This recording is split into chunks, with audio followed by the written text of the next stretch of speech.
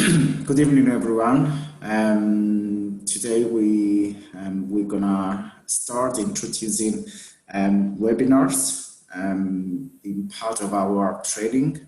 Thank you, Simon, today for hosting the first webinar, and thank you anyway for the idea to start using the webinars and after the module to start and do some case discussions, which we think is very, very important.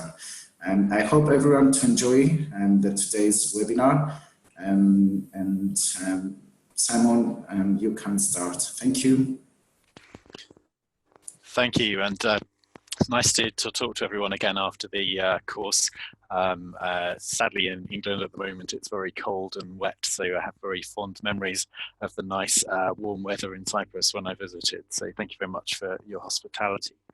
So the idea today was to talk through some cases, perhaps with the amount of information with the emergency critical care module. It wasn't possible to spend time talking about how we might practically approach some of the cases that we perhaps more commonly see in emergency practice. So today just wanted to spend a little bit of time talking through some situations, and essentially there are three groups of situations that we'll talk through. We'll start off talking about a couple of bleeding cases, approach to hemorrhagic disease, talk a little bit about transfusion medicine in a little more detail, think a little bit about the management of an Addisonian patient in terms of what we might choose in terms of fluids, rates, also looking at a little bit of acid base. And then we'll finish off thinking about the diabetic ketoacidotic patient, because even within the confines of a tertiary referral centre like ours, these are really tricky cases. Having a good understanding of what might be happening and how to approach these cases is really important. As on the day, it's important that we make these sort of interactive, and there should be a question and answer box, which is that's hopefully at the top of your screen. If you have questions as we go through and you want to ask me something, or there's something that doesn't make sense, or a case that you've seen that potentially might benefit from us discussing some of that, then please feel free to, after each section, to come and ask them. I'll also try and answer them some as we go along as well, depending on what those questions are. So this is the first of the cases that we're going to talk through. It's not a good start. So this is Izzles. Izzles is a 2-year-old female neutered lurcher, and she presented really listless and collapsed. And when we were examining her, you can see that she had really very pale mucous membranes. So you can see here, these mucous membranes are extremely pallid and very white in appearance. So you can think about potentially perfusion problems, but also that she's very likely to be anemic on the basis of the degree of pallor that is present. And there's also ecchymotic hemorrhage, so there's bruising that's present just on the inside of the lips here and in the groin area here on the ventral abdomen. So this is suggesting that there has either potentially been some trauma or potentially that there's a coagulopathy. Worried about coagulopathies, obviously that's going to lead to anemia as a result. Examining the dog had very bounding peripheral pulses and was quite tachycardic, so that bounding pulse quality is often something we associate with an anemic patient. And there was a heart murmur that hadn't been documented on any of the previous examinations. It's a grade 2 murmur, so we would expect to hear it during auscultation. And often with anemia, with a reduction in red cell number, significant but we get more turbulence of blood flow, and that will often cause hemic murmurs when we're listening on auscultation that perhaps wouldn't have been present previously. And taking this dog's temperature on the thermometer, we could see there was some melenic feces, so this darkish, black, tarry fecal material just on the end of the thermometer, very suggestive of there being digestive blood that's causing a problem. So it suggests that there is some blood loss into the spinal tract, leading potentially to anemia in this patient.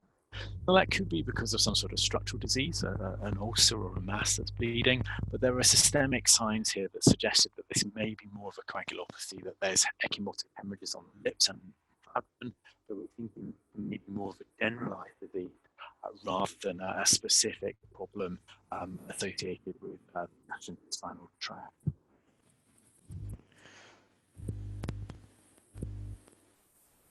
So if we're thinking about coagulopathies and thinking about coagulation pathways, we need to think a little bit about an overview of those coagulation pathways. And with coagulation, there are various steps in that process. We have primary coagulation and then secondary coagulation.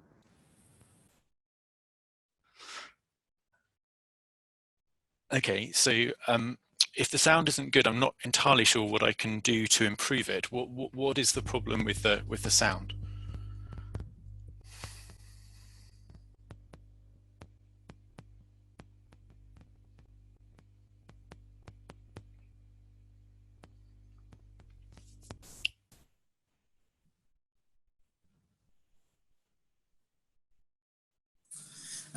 I think, Simon, you can get a little bit the microphone closer to you. I think the latest sentences, it was more clear to us. Let's try this way. Okay, I've got a headset on, so the microphone is as close as it can be. So I'll just try and talk as clearly and as slowly as I can. But yes, let me know if there's a problem, and I'll try to adjust that. So if we think about coagulation, we would think about it as different parts. So primary coagulation and secondary coagulation. Primary coagulation would be the formation of a platelet plug, whereby we have platelets which become activated through the damage to capillary beds and the endothelial lining exposure of negatively charged collagen under the surface of the vessel, which is what will trigger the platelets to become activated and start sticking together, and therefore cause a platelet clump, which stops subcutaneous bleeding. And this platelet clump is stabilized by a fibrin meshwork, which is the formation of fibrin to stabilize that platelet clump on the surface of the vessel, and therefore allow endothelial healing, which will then allow the clot to retract and epithelialization over the surface of where that deficit is to allow the vessel to heal. So for primary coagulation disorders, we generally see that there are changes that are quite focal. We see petechial hemorrhage, so very sort of small dots of subcutaneous and interstitial hemorrhage. So here, for example, the aroidal hemorrhage on this dog's eye, and the petechial hemorrhage on this dog's penis, which cause these small little spots. And this is completely pathognomonic for primary coagulation disorders. If we see petechial hemorrhage like this, then we know that this will be as a result of a platelet-based disorder, and this will be a primary platelet-based problem. The ecchymotic hemorrhage, as we see in ISLs, the pictures at the bottom, may be associated with primary coagulation problems, so problems with platelets or the way that platelets are able to function, or it can be associated with secondary coagulation problems, so a problem in that stabilization pathway and the formation of fibrin. So if we see ecchymotic hemorrhage, we simply can't tell by examining the patient. We may have a bit of an idea for other clinical reasons, but we can't define clinically whether it's a primary or a secondary problem. But to allow us to look at that in a bit more detail, we need to try and understand the components of primary coagulation. So we need to platelets in terms of the numbers that are present. And if we don't have enough platelet numbers, then we will see bleeding as a result of that. So a reduction in platelet number, so thrombocytopenia through destructive problems, which will be the most common, so immune-mediated thrombocytopenia, through decreased production, through bone marrow-based disease. And bone marrow-based diseases that just cause problems in platelet production are quite uncommon, but we do see them. Usually they're associated with other cell lines being affected, such as leukemia and anemia. We'll also see thrombocytopenia in association with consumptive disease, so a response to bleeding, or potentially disseminated intravascular coagulation, where we have an upregulation in the pathways of and problems as a result of bleeding as a result. But as well as the problems in terms of true platelet numbers, we can also have problems in the way that the platelets are able to activate. Platelets circulate as these inactive discs, as these electron micrographs at the top of the page will show nice inert, smooth, round discs that are present in the circulation. And then when these become activated, they start to develop these little pseudopods that allow them to stick together. And it's these little pseudopods that allow these platelets to form a platelet clump. And they can be inhibited by things like clopidogrel and aspirin, that stops that from happening, but also to a certain degree in the body by some of the other pathological processes. For example, uremia will cause that to happen, and that will stop the platelets from sticking together. We also need von Willebrand's factor to enable the platelets to stick to that underlying endothelial surface and the exposed collagen. And if we don't have enough von Willebrand's factor, then that will also give us signs of primary coagulation disorders. Secondary coagulation disorders tend to be a bit more spectacular, and we tend to have larger cavity bleeds as a result of that. So epistaxis or hemothorax or hematemesis is present in this log, and we'll talk a little bit more about the secondary coagulation disorders when we talk about HATI a little bit more detail in a second, but usually they're much more sort of spectacular bleeds, larger bleeds into a body cavity or from the body, rather than these small petechial or subcutaneous hemorrhages that we see with primary coagulation disorders. With this also, we're going to need to do some blood work to try and understand whether this is primary or secondary based disease. From our hematology, we can immediately tell that this dog is very anemic, which fits with our clinical picture of the dog being very pale, have a hematocrit of 14% with strong regeneration. So we know that this dog is anemic, and we know the bone marrow is responding to that in terms of producing red cells. That tells us that this has been going on for a little while. It takes 3 to 5 days for the bone marrow to upregulate, to start to produce new red cells for the circulation.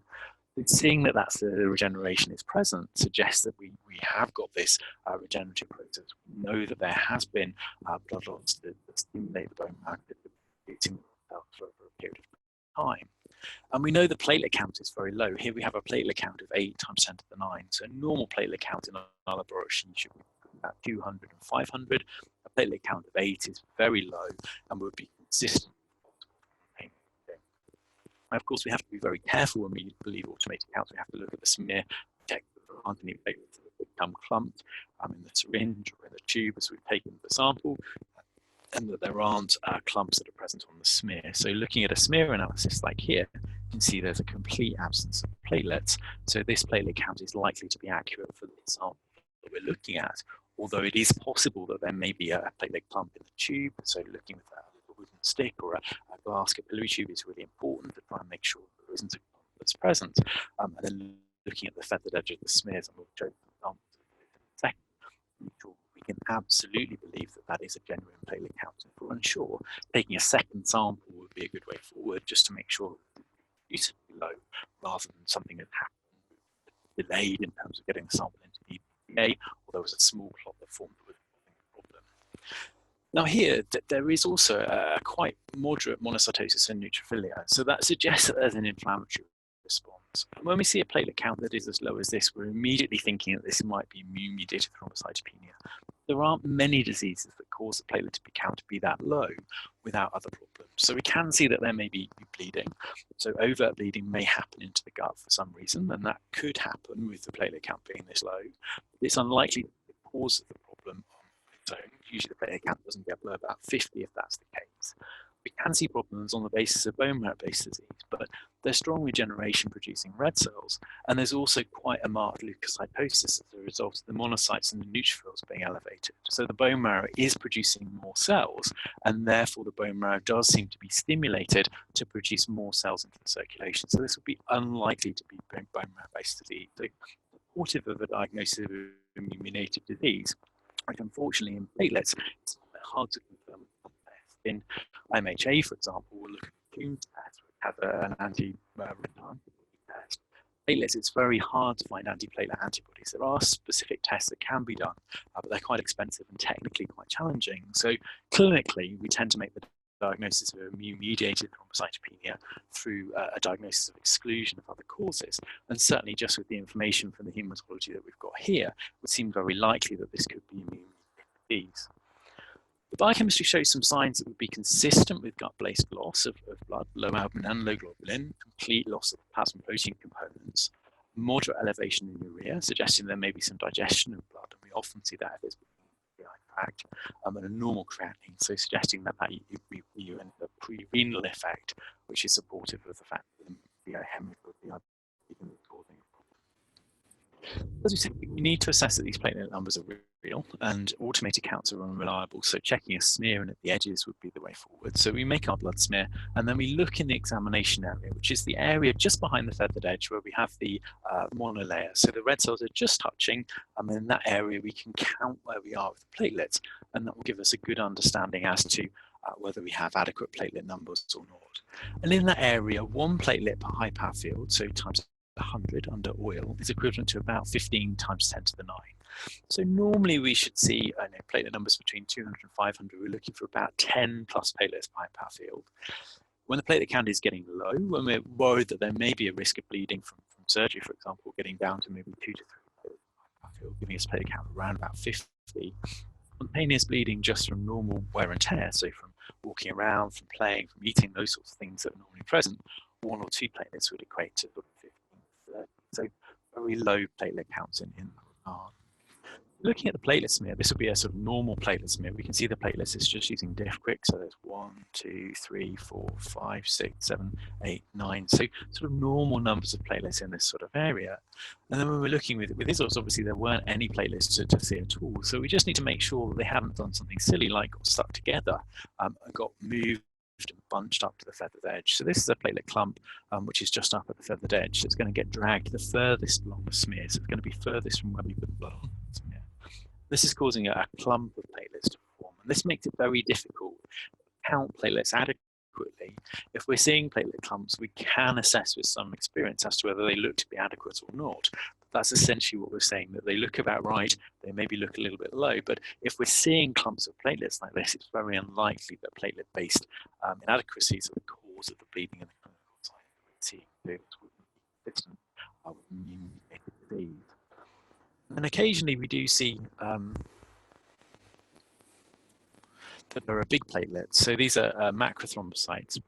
And macrothrombocytes are precursors to platelets developing. So a bit like the reticulocyte for a red cell, the macrothrombocyte is the regenerative portion of a platelet.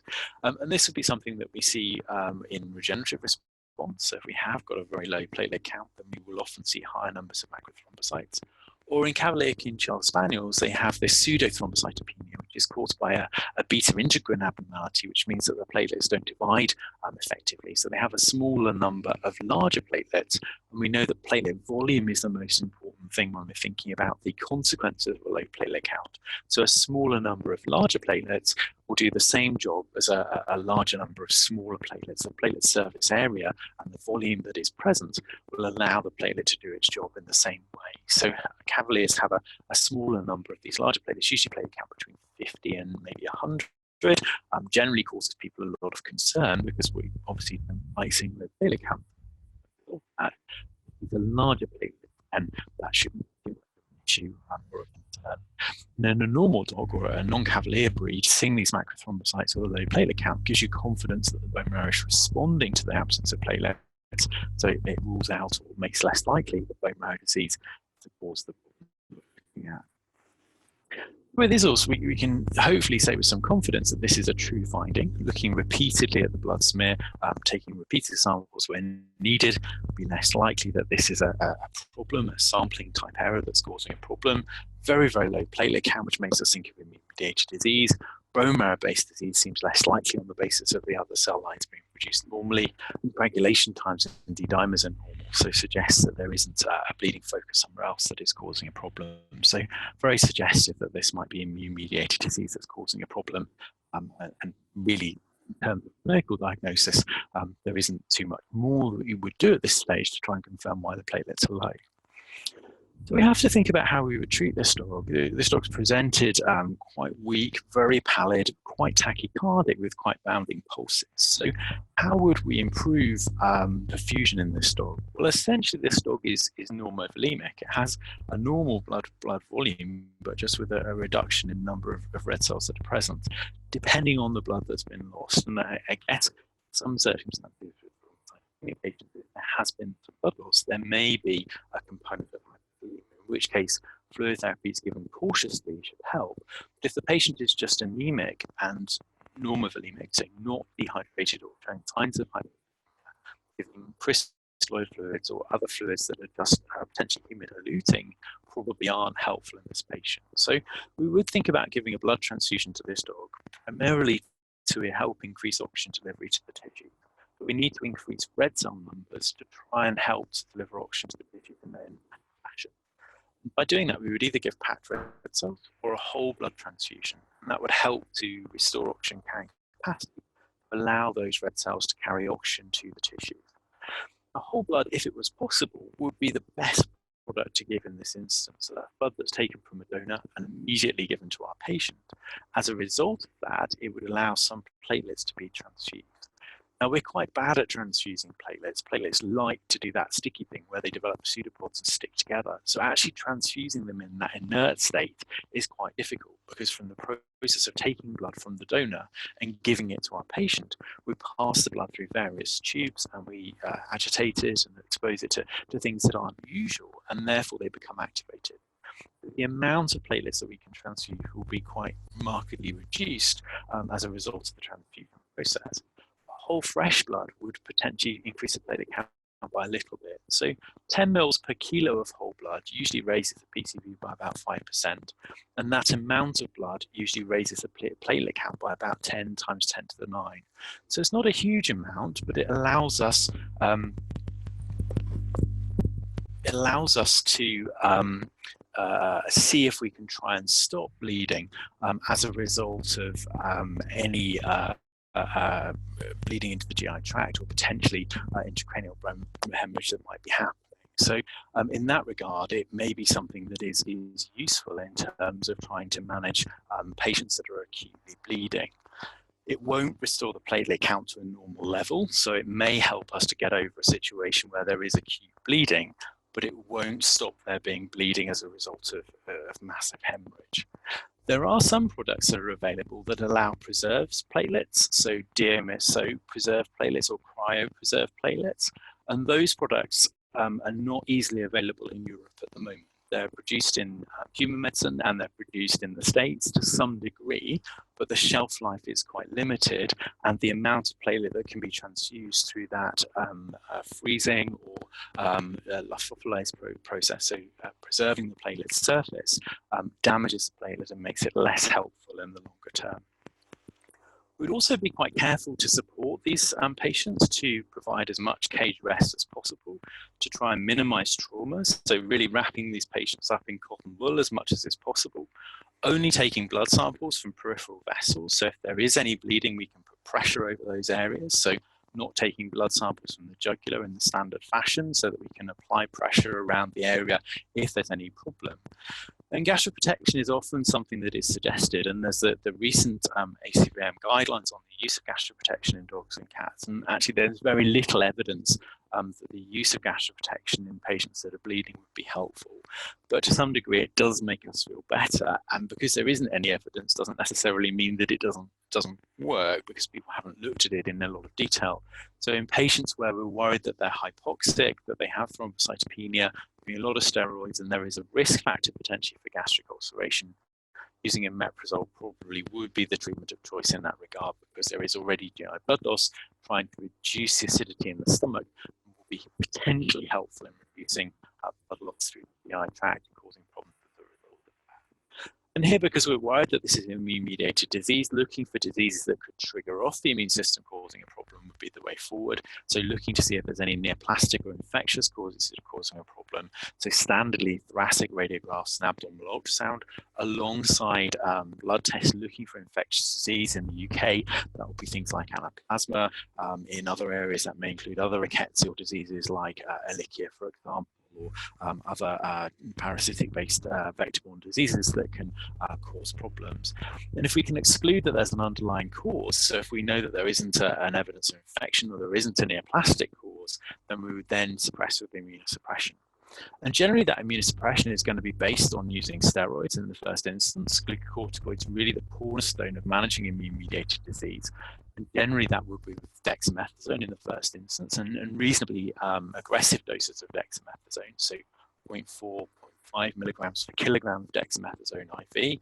Moving on to prednisolone, so usually using 2 milligrams per kilogram once a day for the first 3 to 4 weeks till the platelet count gets back to normal, and then gradually descending that over a 4 to 6 month period, reducing the platelets by the prednisolone by about 25% every 3 to 4 weeks till we get to every other day therapy, and then eventually finish at the sort of 4 to 6 month point. Generally, we will think about using second line immunosuppressants immunosuppressives, and there is an absence of literature really that supports the use of second-line immunosuppressives, but a lot of people do use azathioprine to try and help to reduce the effects or the side effects of glucocorticoids, the sparing agent. And azathioprine is a relatively safe drug to use. It does in some dogs cause hepatotoxicity or myelosuppression, but we'll monitor for that very carefully by the blood samples that we take, looking to see where we are with the platelet count.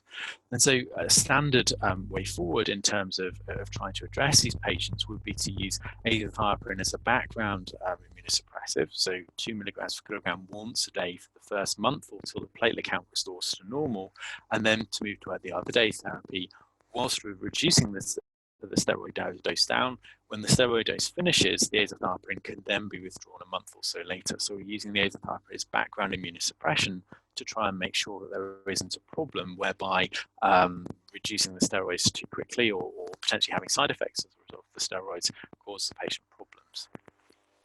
If there isn't a response to the immunosuppression with glucocorticoids and azathioprine, then a variety of other drugs can be used. So things like cyclosporin or mycophenolate would often be used with reasonable success, or human immunoglobulin can be very helpful to try and dilute out anti-platelet antibodies in the patient.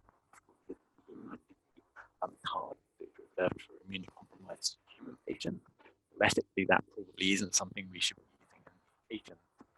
Vincristine may be helpful, and there are various papers looking at the action of vincristine in immunosuppressive thrombocytopenic patients, essentially trying to help to increase the platelet numbers, and that will enable us to see that those platelets are released from circulation and probably aren't active, but essentially what will happen in those patients will mean that the platelets are released with vincristine within them, and then they're phagocytosed, and that means that we can then increase the amount of vincristine within the white cells, which then stops them from having problems reducing the ability to see that there's further platelet-based destruction.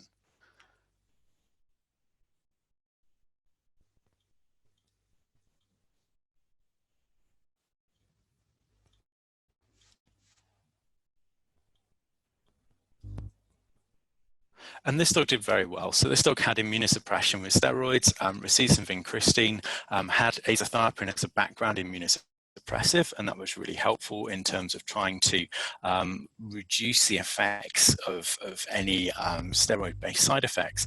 And very quickly there was an increase in platelet numbers, and generally platelet numbers would increase over the course of maybe a 3 to 4 day period. It's normally quite a gradual process, but in some patients that's very quick. Some patients that does take more time, so it can take between 7 to 12 days for the platelet numbers to really increase in that regard.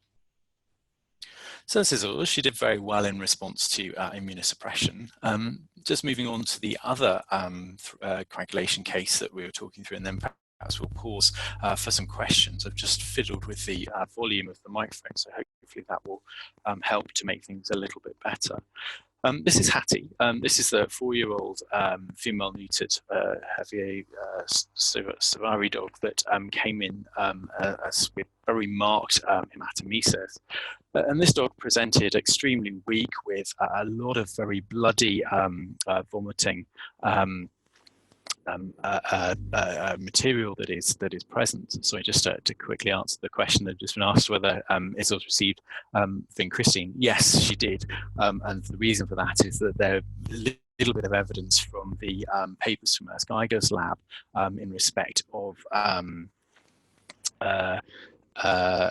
hospital stays being shortened as a result of vincristine being given. So it doesn't necessarily improve the long-term outcome, but it does reduce hospital times by about 24 hours, which potentially may be helpful if reducing costs and potential risk factors. So in that regard, it's not something that we give to every patient if we're hopeful that the platelet count will increase, but the protocols comparing the use of vincristine against not using vincristine suggests hospitalization times are shorter. So as long as there's no reason why we can't use vincristine, so immunocompromised owners or some other problem with the patient that means that we're worried about suppressing the immune system for some reason, then vincristine would be a good option in that regard. And it's a relatively low dose that's given, 0.01 mg per kg dose compared with a sort of standard lymphoma type dose in that situation.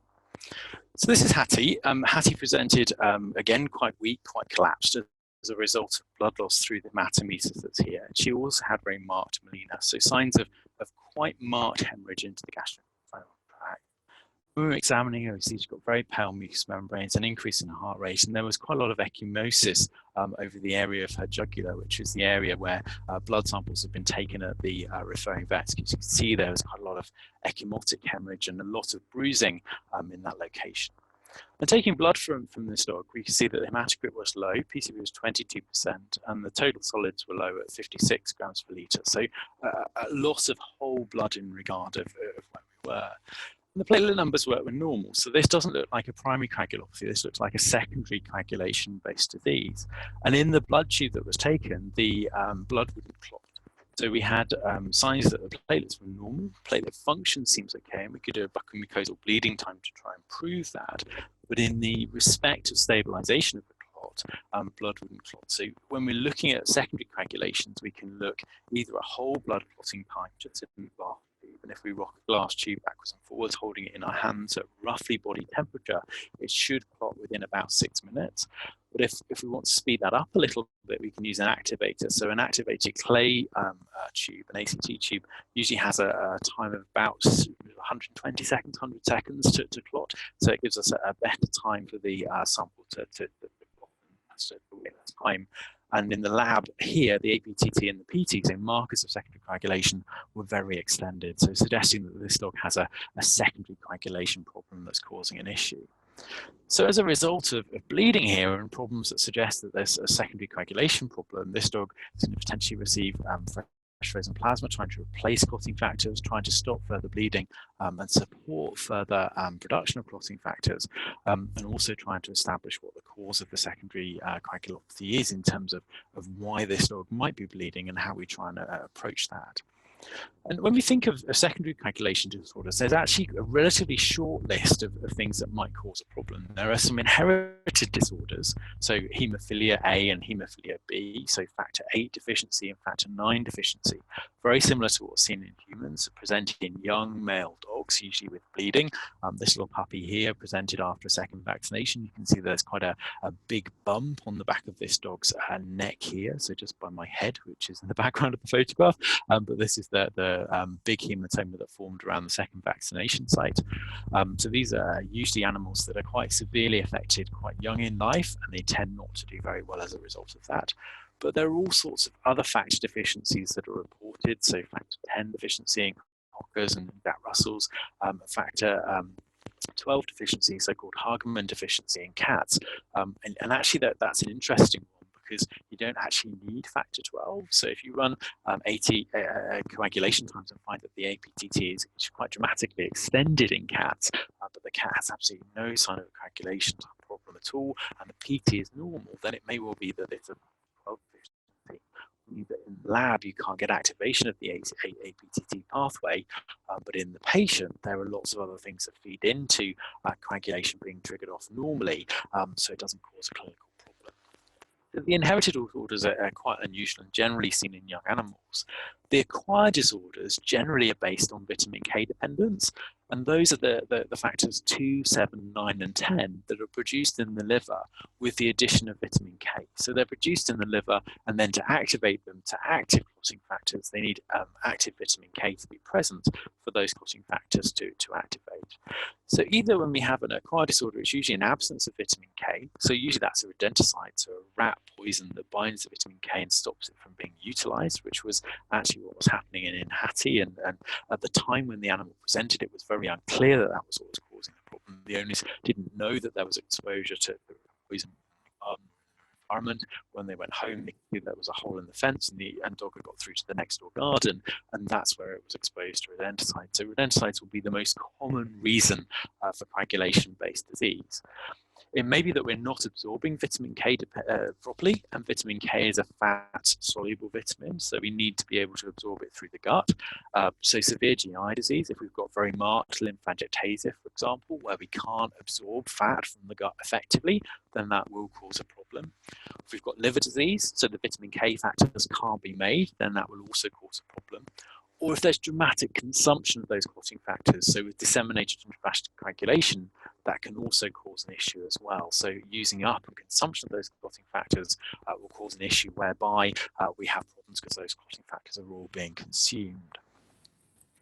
So when we're wanting to look and to understand this, we need to have a sort of rough idea as to the coagulation pathways. And we've talked about these two pathways, the intrinsic and the extrinsic pathways, which we measure with the APTT and the PT. So the activated partial thromboplastin time for the intrinsic pathway, which is set off by contact with a negatively charged collagen on the undersurface of the endothelium. And then the PT, which is the test for the extrinsic pathway, set off by tissue factor, which is released through damaged endothelium, mainly through factor 7 mediation. Both of these pathways come together for measurement of the common pathway formation of fibrin. So this isn't perhaps the most sort of complex way of explaining coagulation, and newer models kind of looking at initiation and propagation and trying to sort of look at this perhaps in a more global fashion, explain coagulation better. But these pathways where we have the APTT and the PT help us to understand how these clotting factors link together to produce fibrin as the end point of that. So APT and PT would be the best tests of measuring that. But looking at other things that we have within the hospital will help us to try and narrow the options as to potentially what problems might causing the coagulopathy that's present. So some hematology biochemistry is a good starting point when we've got bleeding problems. And looking at clotting function in an emergency situation, we can literally just use a glass tube and hold it in our hand and use the temperature of our hand to keep it at body temperature and rock it backwards and forwards, and it should clot within 6 minutes. You need some platelets for that to happen, so hopefully we know that from the CBC that there are platelets that are present, and if there aren't platelets, that can cause an issue. But measuring a PT and APT would be a good way of trying to sort of firm up and to confirm that there is a coagulopathy. And these can be tricky because they're not something that necessarily is available to everyone in practice as a patient-side test. The tests can be difficult if the samples are stored as well. So taking the sample into a citrate tube, spinning it down, taking the citrated plasma away from the red cells and freezing it, and maintaining that sample frozen until it can be measured would be the best way forward. So transporting it in a frozen state to the laboratory would be a good way of trying to make sure that we can measure the action of those clotting factors effectively. And then looking for reasons why there might be bleeding or triggers to bleeding, doing an abdominal ultrasound possible to help us isn't another disease triggering off the present. Then this dog, how do we support it? Well, this dog is anemic and it has an absence of secondary coagulation factors. So in that regard, we want to potentially give some red cells and some clotting factors. So in that respect, whole fresh blood would be a good way of trying to address that. Even whole stored blood would be effective.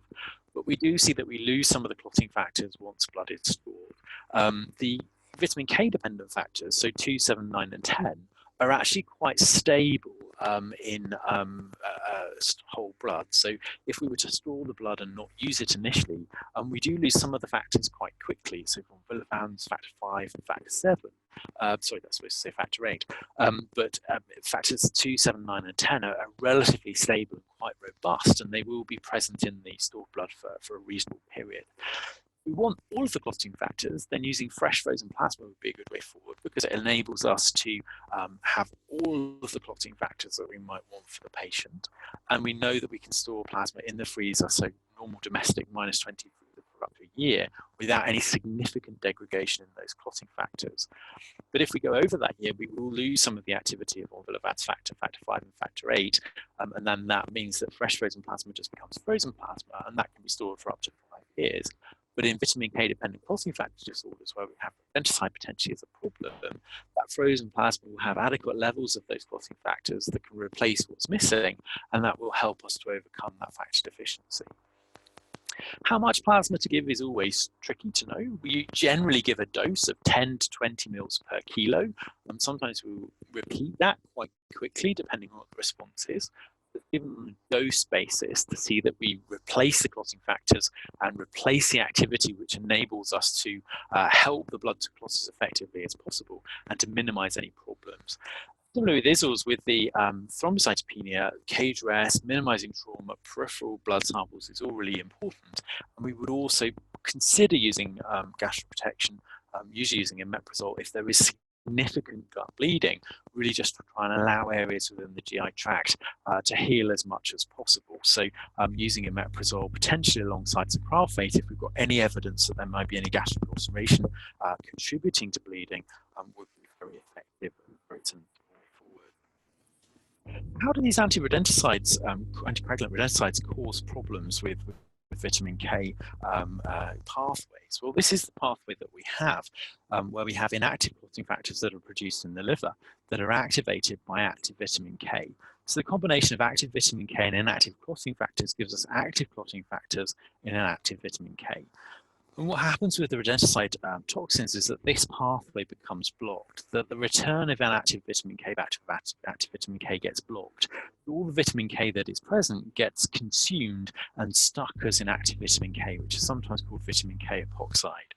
And this means that we don't have enough active vitamin K to activate the clotting factors, and therefore we'll see the development of a coagulopathy. It generally takes a couple of days for that to happen, so it's not an immediate thing. The dog doesn't eat the rodenticide and then start to have a coagulopathy. We need to deplete those clotting factors first, so it may be a few days after the event that we see a problem, which is also useful from the treatment perspective, that if we make the animal vomit, potentially use some absorptions like activated charcoal, which just has a fantastic surface area for binding all of these toxins, from being absorbed, then that can be really helpful in trying to just stop and prevent these clinical signs from happening. But this ratio between active vitamin K and inactive vitamin K, or the inactive vitamin K epoxide, can be really helpful from a diagnostic point of view. There isn't a good diagnostic test that allows us to measure the presence of the rat poison, the anticoagulant poison. It tends to be very heavily protein bound quite quickly. So on a blood sample, we rarely find it in these cases because they're generally several days after ingestion. If we were to have a liver sample, so generally that's going to be at post-mortem rather than a dog that is bleeding and really wants to take a piece of liver, you can find it in those samples using mass spectrometry. But a blood sample measuring vitamin K to vitamin K epoxide ratios will help us to look at that. And if we take those, we will see very high levels of vitamin K epoxide and very low levels of vitamin K, which is not what's normally seen. Normally is a very, very low level of the epoxide and quite high levels of vitamin K. And in the UK, that's run at several UK hospitals. Guys in St Thomas's in London tend to do the tests for us, but I'm sure there are other laboratories that would look at vitamin K epoxide ratios as well. So in Hattie, the vitamin K epoxide ratios are very high, and that confirmed exposure to an anti-rodenticide toxin. Because it's bleeding, we would give vitamin K, and we would also try and replace the clotting factors by giving fresh frozen plasma. But if it's just very early in the course of ingestion, then making the animal vomit, potentially using an absorption like activated charcoal would be a very good way forward. And it may be that we don't then need to give any vitamin K or have any problems as a result of the animal ingesting the anti-rodenticide toxin. There are some problems with vitamin K. When we're using it in initial cases, then we need to use it at quite high doses to make sure it overcomes the problems that we see with absorption, so that we can really overcome that problem with the vitamin K not being able to be used within the liver. And the volume that you need in that sort of instance can be quite large, and that can cause a problem in terms of injecting it. You need to sometimes inject into multiple sites to make sure that absorbed effectively. And we never give vitamin K intravenously because it will potentially cause anaphylaxis, and that can cause problems in these patients. So always trying to give it subcutaneously wherever possible will help to reduce that risk. And whilst we're talking about making animals vomit, using apomorphine is a very good way of doing that. Just using a small drop just into the conjugal sac in dogs works very nicely, and usually animals bring up vomit very, very quickly in that regard. In cats, apomorphine doesn't work so well, so using a small dose of xylazine is a good alternative in those sorts of patients. And this is Hattie. She went home, owners went home and looked in the garden, could see there was a hole in the fence, and there was this mouse killer in the garden shed next door, which the owner's American serviceman had brought over. So it wasn't a UK-based rodenticide that the dog had eaten, and that was a problem because in the States, often use sweet things like molasses and things to encourage the mice to eat the rodenticide, and that can obviously cause problems with dogs wanting lights all the with issues. So he actually did really well, received the fresh frozen plasma. Very rapidly, the signs of hemorrhage reduced because we were able to stop the bleeding. We did repeat the fresh frozen plasma after about 4 hours, and that's generally the sort of time window that we would repeat those sorts of treatments. And it may be, if we don't have fresh frozen plasma, the whole blood might need to be repeated at that later stage. But in terms of a choice, we tend to use either packed cells when we want to give red cells to improve the anemia, or just using fresh frozen plasma to try and address the coagulation problems. So in this patient, we did give packed cells and fresh frozen plasma on the first occasion, and then on the second occasion, just some more fresh frozen plasma, really to try and replace it. Those are a couple of cases of coagulation-based disease. Very happy to answer any more questions now. Just going to fiddle with the microphone for one more second, and then we'll move on to the next bit.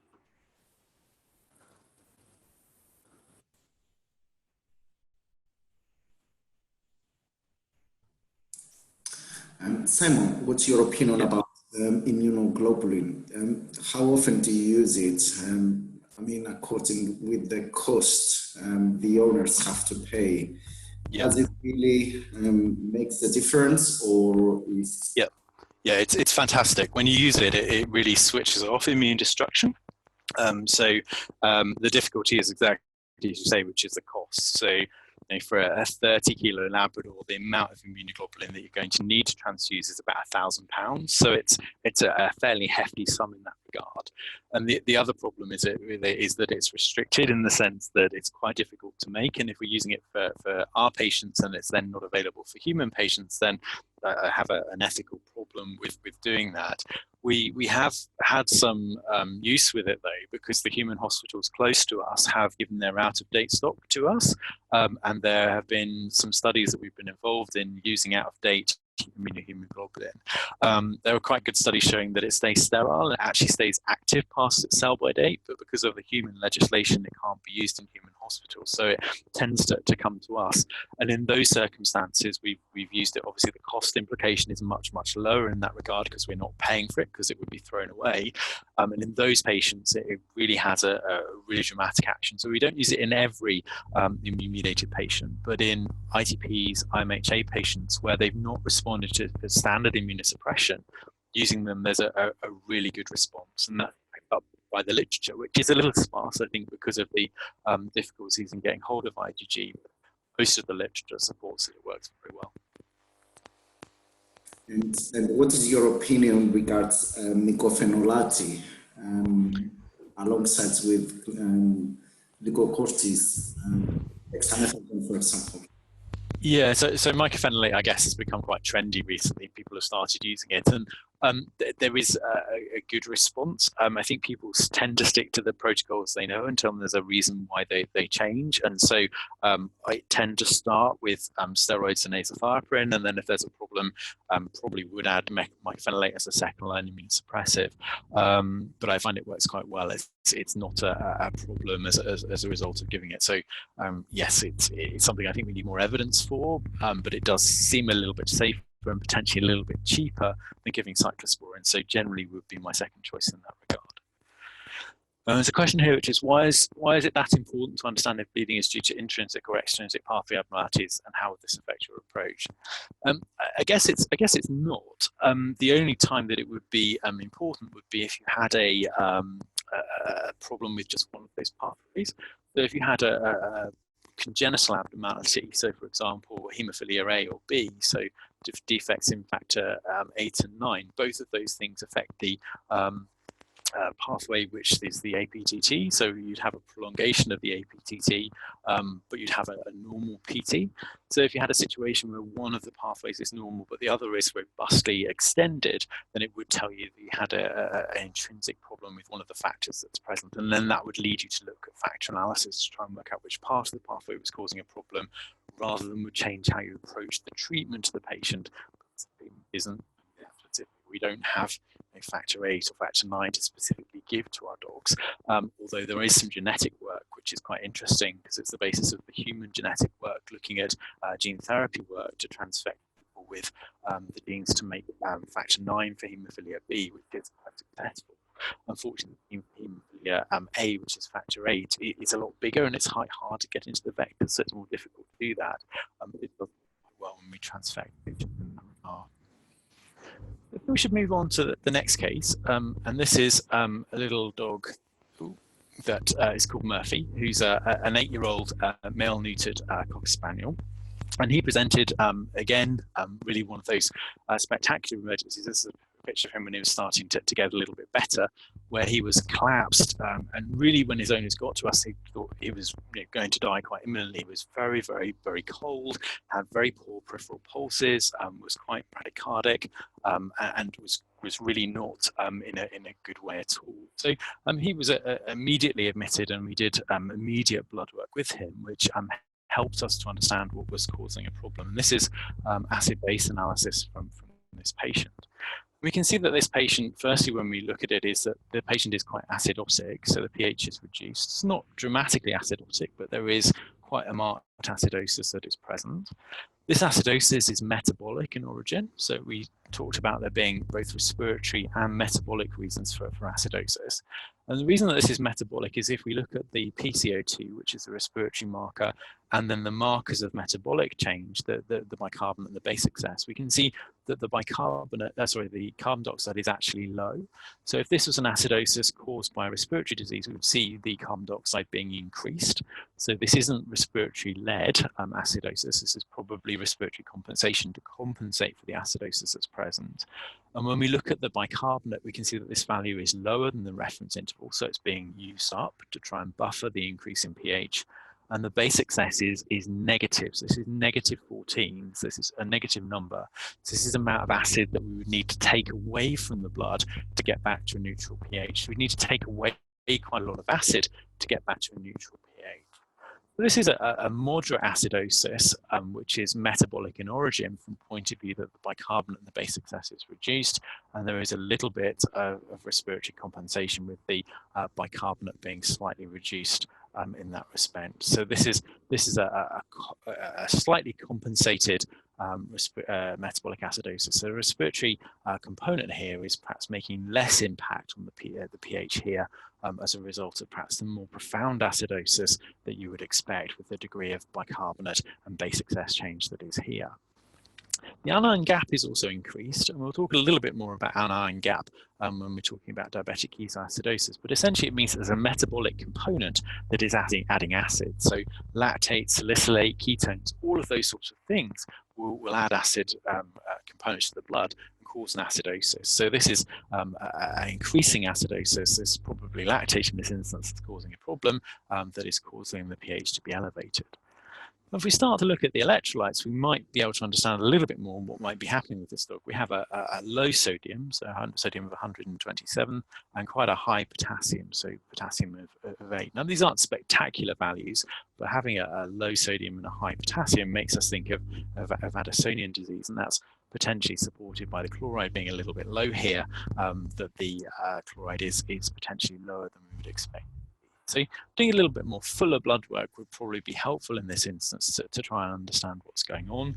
But in the first instance with this dog, we're going to want to place a catheter, try and give some fluids, try and improve the circulating blood volume to really allow the kidneys to try and overcome the acidosis that is present and to have better tissue delivery of oxygen, and then therefore removing some of these waste products from anaerobic metabolism through the lactate that is present. So placing an IV catheter and giving fluids would be good things to account what's happening later.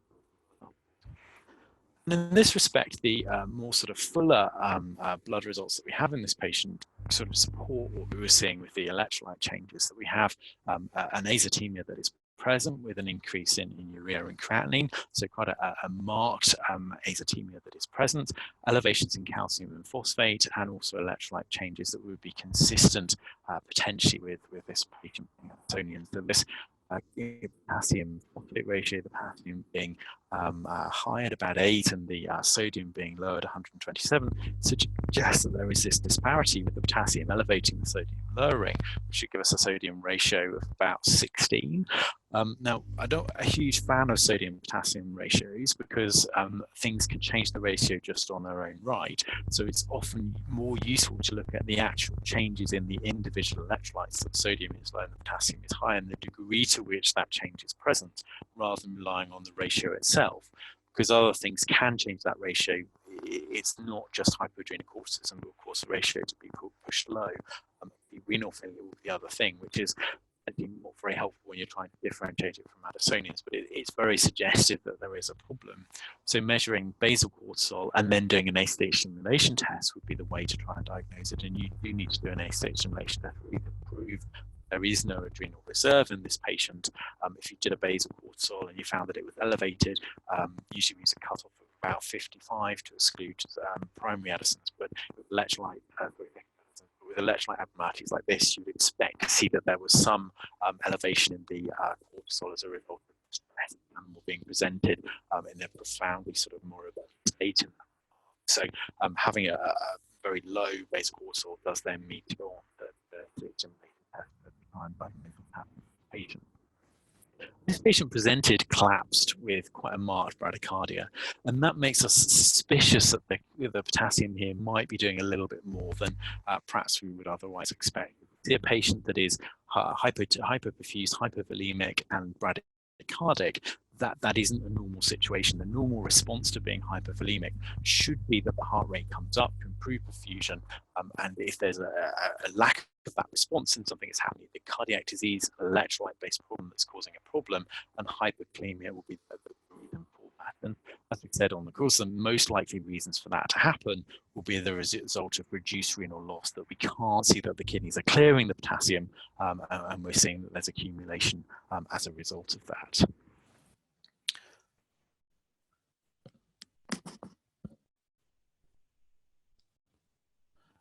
Sorry, I don't think I've changed anything with the sound, so I apologize if it keeps changing, but the position of the microphone and me talking as loudly as possible is what I will try to continue doing. So I'm sorry it's waxing and waning a little bit, but I will try my best. And yeah, the person that's saying, is this not a compensated acidosis, is correct. Yes, there is some compensation. So the degree of acidosis that is present isn't as profound as perhaps you would expect because of the metabolic causes, because of the respiratory compensation. It's not completely compensated. Its pH isn't normal, so it's partially compensated in that respect. So hyperkalemia is a worrisome situation because it means these patients can be quite unstable, and usually these patients will have clinical signs above potassium of 7.5 or 8, depending on what's happening in that sort of circumstance. But it's very variable as to where we are at onset because of other electrolytes that may or may not be present, depending on what's happening in that regard. And this will cause there to be a progression through causing less excitability within the heart. So we'll see a progressive change that eventually leads to bradycardia. So an elevating potassium will firstly cause spiked T waves, then a widening of the QRS complex, then we see that the atrial standstill and a loss of P waves, and then we see a pronounced bradycardia as a result of that. So there's a very predictable change that occurs as a result of the potassium increasing. Fortunately, it isn't predictable as to the level of the potassium that is present as to how that changes. So we can't predict from the loss of the P waves or the spiking of the T waves as to what that effect might be. Now, the effect of the high potassium is that it decreases the resting potential, and that makes the cells more negative. And this is where this weird thing, where making the cells less negative and making the cells more excitable, means that it's likely that the cells will become reduce bradycardia, which is a bit weird that we're saying that a more excitable cell results in a bradycardic type effect. And that's because the cells become more excited, they get stuck in this depolarized state because there's less difference between the resting potential and the threshold. So depolarization occurs more easily, but they can't repolarize, so the cell is no longer excitable, and as a result of that, bradycardia ensues as a result of reducing return to this depolarizing state, so the cells can't repolarize for the next action potential. How might we try and treat this dog with profound hypovolemia, very poor peripheral pulses, and very marked bradycardia? Well, the answer in the first instance is with fluids. If we can give fluid therapy, support the volume, give the fluids to the kidneys will excrete the potassium, and often the hydrogen ions that are present in excess cause metabolic acidosis. And often fluids on their own will cause a really dramatic improvement in these cases. And we'll see that there's an immense improvement just by giving fluid therapy in the first instance. Occasionally, we do need to give other treatments to try and increase the potassium. And giving calcium gluconate would be the first thing to do in both blocked cats and in Addisonian dogs if we're concerned that there may be a problem as a result of bradycardia. Now, this isn't going to change the potassium at all. Giving fluids at high rates will cause a diuresis, and that will cause potassium to be lost, and that will help to bring the potassium levels down. Giving calcium gluconate just helps to raise the threshold potential. So it creates a potential difference between the threshold potential and the resting potential, which allows the cells to repolarize and for us to have a return of action potential. So we remember this graph where we said that the increasing calcium increased the resting potential, and then if the resting potential gets close to the threshold potential, the lack of a potential difference between the resting potential and the threshold potential means the cells can't repolarize. By giving calcium, the threshold potential becomes less negative as well. So there is a potential difference between these two, which means the cells can repolarize, and therefore we can have the next action potential. So it protects from the bradycardic effects of having a low potassium level. If we're really struggling, we can use other things that try and move potassium around. Insulin and dextrose will do that, as will bicarbonate. But with the Addisonian patient, it's unusual for that to need to happen in the circumstances where fluids on their own aren't enough to try and bring the potassium down. But in situations where potassium is high for other reasons, insulin will move potassium into the cells, and we give glucose or dextrose to overcome the effects of the hypoglycemia resulting from that. And bicarbonate will also cause a same movement of potassium into the cell in exchange for hydrogen ions, which, if we're treating a profound metabolic acidosis, can sometimes be helpful, where we're trying to move potassium ions into the cell, and as a result of that, we will see that the acidosis is partially restored as a result of the bicarbonate being given. So when we're treating hypoadrenal corticism, we will give fluids aggressively, and it's often amazing the amount of fluids that are needed in that sort of instance. Often very, very high levels of fluid, so very sort of maximum shock rate cutoff. So maybe looking at giving 3 or 4 boluses of 20 to 30 mils per kilo. So an amazing amount of crystalloid that would be given in that sort of circumstance.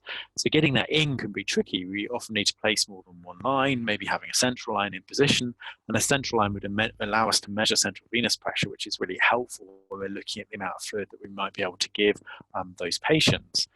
And then we think a little bit about the fluid that we would give, whether we would give lactated Ringer solution, which would be a buffered solution, which would help with the acidosis, or potentially where we would give 0.9% sodium chloride, which would help to restore the sodium and chloride, which are absent.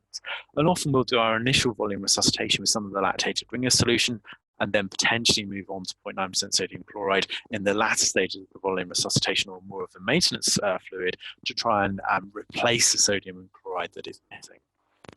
Also want to correct hypoglycemia, and then potentially thinking about the hyperkalemia. And with this dog, Murphy, we didn't need to do anything more than give fluid therapy, although we had a dose of calcium drawn up and ECG to hand to be able to do that should we need to. But by giving fluids and aggressively diuresing the dog, restoring the volemic state, we're able to see that there was a diuresis that led to quite marked calciuresis, and the potassium was lost through the kidneys, rather than us needing to do anything that changed the position of the potassium in the dog. These are just the graphs that were showing the effects of the fluid in terms of whether we should use a balanced fluid or not, and the effects of using a potassium-containing fluid. There is no problem in using a potassium-containing fluid in a dog that is hyperkalemic or a cat that is blocked. The buffered part will be much more useful in terms of restoring the acid-base component, and the small amount of potassium that's present in Hartmann's has a negligible effect on the serum potassium level. So honestly, don't worry about it. Giving lactated Ringer solutions in the first stages of volume resuscitation would be the right thing to do, and then think about replacement fluids later to try and bring the sodium and the chloride up in the later stages of volume resuscitation. So in the initial stages of treatment of hypoadrenal corticism, it's all about restoring volume by giving fluid therapy quickly and rapidly through the widest, shortest catheter that you can, potentially by placing a couple of catheters so we can restore volume quickly to enable us to get better perfusion and allow the kidneys to do their job in terms of excreting hydrogen ions and potassium ions. And just by providing fluid support, we will be able to get back to a state where the kidney is able to do its job effectively, and the azotemia will resolve and the electrolytes will resolve just with fluid therapy. The difficulty is that that isn't something that can continue in the longer term. So we have to replace the steroids, the mineralocorticoid component of the steroids, to overcome that in the longer term. So when we're trying to make a diagnosis, we will do an ACTH stimulation test. And the difficulty with an ACTH stimulation test is that we give, we wanted to look and see the adrenal reserve. And so we can't give steroids until we've completed our ACTH stimulation test. Now, that's not a problem as such. In most patients, we can just maintain them with fluids and they'll be very stable as a result of that. If they're unstable or there are problems, we can give dexamethasone because dexamethasone won't cross-react with cortisol on the assay. But we should avoid things like hydrocortisone, and generally it's fairly good practice to avoid giving the steroids at all until we've completed our ACTH stimulation. Mostly for the first hour, we will be concentrating on giving fluids and giving fluids aggressively. And then we either think giving dexamethasone, so 0.2, 0.3 milligrams per kilogram, so reasonable dose, or perhaps better, hydrocortisone as an infusion. So hydrocortisone is much more similar to cortisone, having a one-to-one glucocorticoid to mineralocorticoid activity compared with dexamethasone, which has much more glucocorticoid activity. And we give that as an infusion over 6 to 12 hours to try and help to allow all of the body systems that rely on glucocorticoids to have a good exposure to cortisone during that period. But once the patients are stable, we will then think about moving to oral treatments alongside injections as is needed, depending on what's available. So in the UK, we've moved from fludrocortisone to DOCP with the Zycortal product that's now the licensed product. Historically, everyone's been very used to using Fluranef, which is a mineralocorticoid with some glucocorticoid, which has helped us to stabilize those patients. Moving on to DOCP injections, it's very much the way that the Americans have been treating Addisonian patients. Good experience in using these injections, a long-acting injection that lasts 25 to 28 days as a subcutaneous injection, but has little glucocorticoid action. So we would then treat with additional daily or every other day glucocorticoids, depending on how the dog is responding. And usually we would start at maybe 2 or 3 times the physiological dose, and then gradually reduce that down to the lowest dose that the dog will tolerate. And that's a very individual thing. And so we find a sort of balance as to what the dog will tolerate in the longer term to try and make sure we reduce the glucocorticoid dose to use as little as is practically possible in those situations, but to increase it at times of physiological stress. We may find kindling or other illnesses, but we need to increase that dose a little bit to try and keep that patient stable. So trying to adjust the doses to keep things as stable as possible, but using the hydrocortisone as an infusion during that sort of first 6 to 12 hours makes a real difference. And if you treat Addisonian patients and compare sort of the response you see from giving a single dose of dexamethasone, comparing them with a hydrocortisone infusion, there's a much more rapid improvement in the dogs that have the hydrocortisone infusion and do much better, much more quickly. And so we would always try to use hydrocortisone as an infusion wherever practical and wherever possible, rather than just using a single one-off dose of steroid. It's not a problem if you don't have the ability to give hydrocortisone, but they do a lot better with these hydrocortisone infusions in the first instance. So that's a good place to stop talking about Addisonian patients. And in the last sort of half an hour, 45 minutes, just wanted to talk about the management of diabetic ketoacidosis, which is always a challenge and one of those things that I really enjoy treating from the point of view of these being physiologically fascinating. But from a practical point of view, they can be really quite challenging patients. And these will be the sorts of cases that keep us up all night and keep our interns and our residents on their toes, because there are lots of things that will happen with DKA patients that mean that we need to respond with changes with electrolyte supplementations, with our insulin requirements to try and make sure that we're not having problems as a result of our interventions with these patients. So when we're thinking about diabetic ketoacidosis, we'll think a little bit about reviewing the physiology. We'll think about why DKA develops, how they present to us, and then most of the bulk about how we think about treatment, why jugular catheters are really useful in these patients, and what the prognosis might be in terms of management. So insulin's a really important molecule. Obviously, it helps us to store things for times where we don't have the sort of nutrients that we need. So without insulin, we will see problems. And obviously, when we're talking about diabetes, we are talking about an absence of insulin, and diabetic ketoacidosis generally very much an absolute absence of insulin, or that the insulin can't work effectively, so we have a really marked insulin resistance that causes a problem as a result of that. So insulin is produced in the pancreas, has a very short half-life, which means that the body can adjust the glucose levels very carefully. And there's this balance between increasing and decreasing glucose, which is a balance between insulin secretion and glucagon secretion. So we can keep our glucose levels very, very tightly controlled. So after we've eaten, carbohydrates are going to be more freely available, blood glucose is going to increase. This is going to stimulate the pancreas to produce insulin. Insulin is in the circulation. This enables the cells to store carbohydrates, so there's glycogen synthesis, fat synthesis. The energy is stored for a period where there's not so abundant energy. Then the blood glucose decreases. And then after we've eaten and time goes on, the glucose levels start to decrease a little bit. This is going to stimulate the pancreas to secrete glucagon.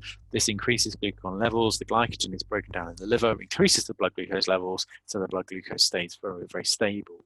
And this balance is very tightly controlled. Even with starvation, it's very unusual for the glucose levels to dip substantially below 3.5. So starvation isn't really a differential for hypoglycemia unless we have puppies or very small breed dogs, because usually we'll see they maintain their glucose levels very, very effectively.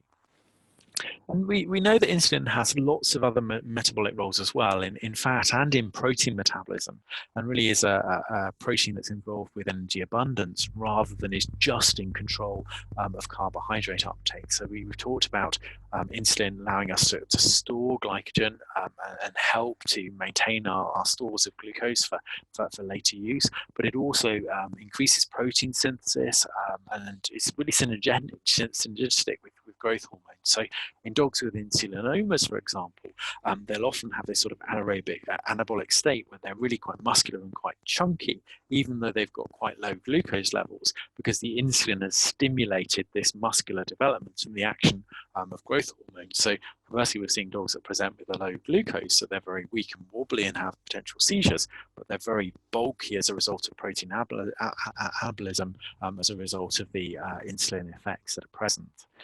We also know that insulin has effects on fats, promotes fatty acid formation and storage of fatty acids by inhibiting hormone-sensitive lipase. And hormone-sensitive lipase is one of the important hormones when we're thinking about diabetic ketoacidosis in terms of the management and the development of DKA.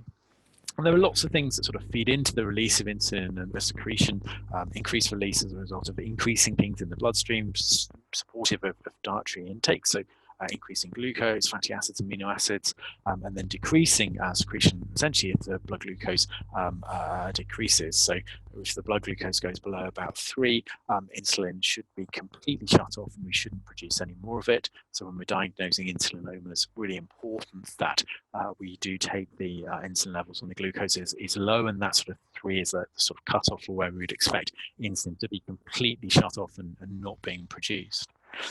So what happens with normal fat metabolism? Why do we see the development of ketosis in animals that have become diabetic? It's quite a complicated pathway, so just wanted to sort of recap that before we think about what happens in diabetic ketoacidosis from a clinical perspective. Now, dogs that have diabetic ketoacidosis are producing ketones, and ketones are an alternative energy store for when glucose isn't freely available. So ketones can be used for lots of places in the body, not by the brain as such, but other organs as an energy source. It's not as effective as using glucose, but it's an alternative energy source for them to use. So normally, when we have fatty acids that are present in the circulation, fatty acids through lipoprotein lipase, which insulin will promote and try and stimulate, pushes the fatty acids into adipose tissue when they're stored. And insulin inhibits hormone-sensitive lipase, which allows release of fatty acids from the adipose tissue into the circulation. So insulin pushes the fatty acids into the adipose tissue and stops the hormone-sensitive lipase from releasing them into the bloodstream.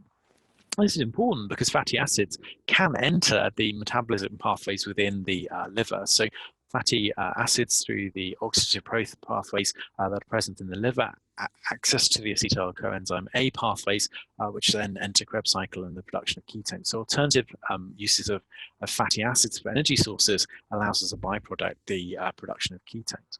Now, in a normal animal, and this is ourselves at normal times, this happens at a very minimal level.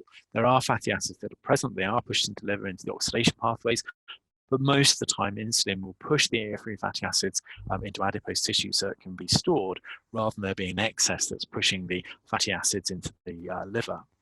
Now, if we lack the counter regulatory hormones, if we have an insulin deficiency, we don't have the promotion of hormone sensitive of the lipoprotein lipases to push the fatty acids into the adipose tissue, and we lack the inhibition of hormone sensitive lipase. So fatty acids present being in the bloodstream, but also released from adipose tissue, are pushed into the oxidation pathways within the liver, which causes a production of ketones, which are then promoted into the bloodstream. So we have a ketosis that occurs as a result of quite marked increases in fatty acid production and release of those fatty acids into the bloodstream. And these cause quite a lot of effects. Firstly, we have the effects of the diabetic state. So we have an osmotic diuresis as a result of the glucose being high. So glucose will increase the plasma osmolality, and we know that plasma osmolality is an effect of 2 times the sodium plus the urea plus the glucose. So if glucose elevates, it's going to increase the plasma osmolality, and that's going to cause a problem. But that will lead to fluid loss. That's going to cause quite marked dehydration. And with the loss of a lot of fluid, we're going to see electrolytes being lost as well. So sodium, potassium to a lot of degrees, but things like magnesium as well are going to be lost. And then through the production of the ketones, we're going to start to see that there's an acidosis. So ketones are very acidic, and this is going to change the environment. That's going to further worsen electrolyte disturbances. So it's going to cause potassium shifts as a result of the acidosis that's present, but also affect and potentially damage cells that are present. So disrupt endothelial integrity, but also affect the way that the brain is able to work. And that's going to potentially cause irreversible damage to proteins and problems as a result of that. Now, there isn't really a sort of classic signalement for a DKA patient. We know that there are breeds that are more likely to get diabetes. For example, Samoyeds and Terriers, miniature Schnauzers, they have a genetic predisposition through their DAL haplotype that makes them more likely to develop problems with diabetes. We don't really fully understand things more than that at the moment, but intact females and obese dogs are going to be at more risk. We also see DKA in cats as well, but there are less well-defined risk factors in those patients. Usually they're older animals, so median age of about 8 years, but we see DKA in young patients and old patients, so it shouldn't be an exclusion on that basis. So there's no sort of specific breed or sex risk that sort of makes us exclude the patient as the cause of the problem. And there may not be a history of diabetes. So we can see DKA in patients that just present with diabetic ketoacidosis rather than that this is a long-standing diabetic patient that suddenly becomes destabilized. So a lot of the patients that we see with DKA will have no history of diabetic changes preceding. The sorts of things that we'll see will be that the patient hasn't been quite well, so very non-specific things like anorexia and weakness, depression, that the ketones are causing the animal to be unwell. The high glucose will also cause those sorts of stuporous type states. And then the irritation as a result of the acidosis can also cause depression, GI signs, so vomiting, diarrhea, so forth can cause problems as well. So about 2/3 of the cases of diabetic ketoacidosis don't have any signs of diabetes mellitus preceding the onset of the clinical signs that makes a diagnosis of DKA. We may be able to smell that the ketones are present, so acetate and acetone have this sort of pear drops type smell, which some people can smell and some people can't. So there's a genetic reason why some people can pick up the pear drop smell and some people can't. And many have a previous history of PEPD, but some don't. So maybe that the diabetes has developed and then we've got to an absolute point where the insulin isn't enough to prevent ketosis, or that the inhibition of insulin, the antagonism of insulin, has got to the point where it causes ketosis. And you don't need much activity of insulin to prevent ketosis, but if there's antagonism through inflammatory disease like pancreatitis or some other structural problem, then that will cause that insulin to not be as active as we would like, and then the patient develops diabetic ketoacidosis as a result of that. And the problem with the production will be the production of ketones. And so the ketones that we first produce will be acetoacetate and then acetone. And those are the two that have this pear drops type smell. And then in the latter stages, we'll produce beta-hydroxybutyrate, or what's often referred to as BHB, so like beta-hydroxybutyrate. And we can look for those in the serum, and we can find them in the blood, and we can also find them in the urine. And I guess we're used to using urine sticks to find ketones that are present in the urine. If we find ketones present, we know we've got ketosis, we know that ketones are present. We don't necessarily know that we have the acidosis unless we do an acid-base abnormality. But the ketone sticks only find acetoacetate and acetone. Beta-hydroxybutyrate that's seen in the latter stages of diabetic ketoacidosis don't cause a color change on those sticks. So we can measure BHB. There are meters, a bit like the lactate meters, that allow us to measure BHB. So very accurate. We can do that in the laboratory as well. So our lab will measure it. But the little handheld meters are quite good ways of looking for it. The reason that that's helpful is it helps us to quantify the degree of ketones that are present when we're looking at treatment. But also, if we have severely hypovolemic, dehydrated patients that present, all of the ketones that are present may be in this BHB state at the end, rather than the acetone and the acetoacetate, and so we may not find them on dipsticks. So we can use the dipstick in the urine, and we can also use these dipsticks on serum to look to see if there are changes. If we're suspicious of ketosis, but we don't see the ketones, then we can use hydrogen peroxide, just taking a drop of blood and a drop of hydrogen peroxide, mixing them together.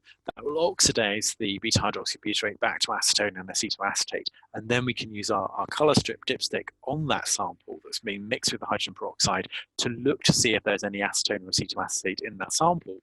And then that helps us to make that diagnosis. So we can look to have a better idea through oxidization of BHB to check that there isn't a ketosis that is present. So we can measure ketones on a dipstick, and this is pretty much what we just said, that the BHB predominates in hypovolemic and very sick ketotic patients. So in these animals, we need to be careful that we don't rely on the dipsticks, and that if we are concerned that there might be ketosis, but we're not finding a color change, then hydrogen peroxide will oxidize the BHB back to an earlier ketone precursor, which allow us to look for the color changes. And the ketone meters are not particularly expensive. I think they're about £150, £200, which if you're seeing a lot of diabetic ketoacidosis patients like we do is really useful. I guess if you only see one every couple of years, then that's perhaps not very cost effective, but there are ways of measuring ketones that are helpful, and just using the dipsticks is a very good way of doing it, as long as you're aware that you need to sort of take account of the beta-hydroxybutyrate potentially being present, and the hydrogen peroxide will oxidize that. And that's sometimes people, when you talk to them about diabetic ketone patients, they will start off and they don't seem to have very much ketones in their urine. And then when you start treating them, the ketosis seems to sort of get worse because the dipstick color gets worse before it gets better again. And that's not that the ketones are worsening, it's just that the color change doesn't reflect what's happening. In the initial stages where you're not seeing very much change, that'll be the beta-hydroxybutyrate.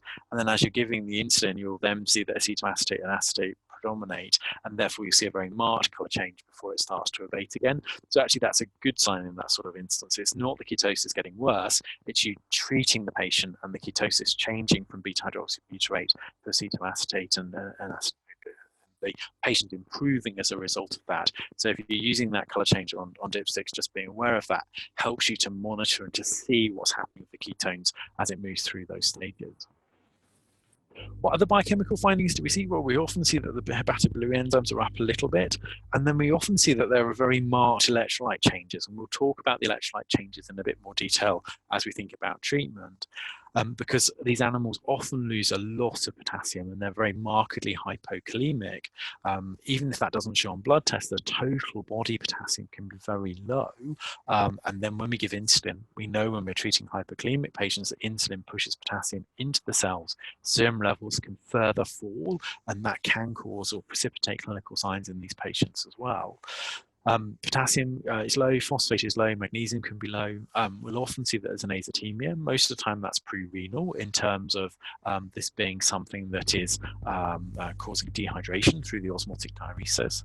And there'll often be a metabolic acidosis, and this is often due to ketones being present and us having a high anion gap change. So another acid that is present, and the ketones will form the acid in that circumstance.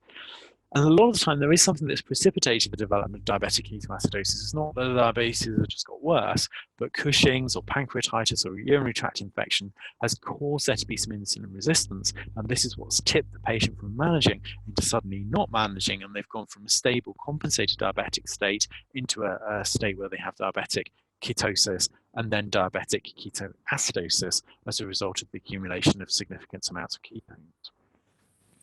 But what do we mean by the anion gap, and why is this important? Well, the anion gap is something that is a little bit confusing and is a little bit technical and really only useful for circumstances where we're trying to work out what's causing a metabolic acidosis.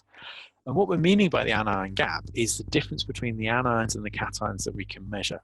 So the cations are the positive ions and the anions are the negative ions. And in general, on blood analysis, we measure the most common ones. So we measure the sodium and the potassium for the positive ones, and the negative ones, we measure the chloride and the bicarbonate. And in individual patients, the number of positive and negative ions that you have need to add up. So they need to be the same, otherwise you're going to be charged, and that's not going to be good. If the animal has a charge, it's going to get attracted to things and cause problems. So usually the number of positive ions and the number of negative ions that we have in the patient will add up. But you can see that there are also things that we find a bit difficult to measure. Obviously, you can measure calcium, we can measure magnesium, we can measure the trace elements, but it will take some time for that to happen. And then with the negatively charged ones, the phosphate, the sulfate, the lactate, organic acid, a bit trickier to try and measure the negative charge that's associated with those. So we sort of use an equation where we take the easy to measure ions and the positively charged ions and the easy to measure negatively charged ions and look at the difference between those. And essentially that's what the anion gap is. It's the difference between the sodium and the potassium and the chloride and the bicarbonate. And when we have metabolic acidosis, different things change the difference that cause that anion gap to form.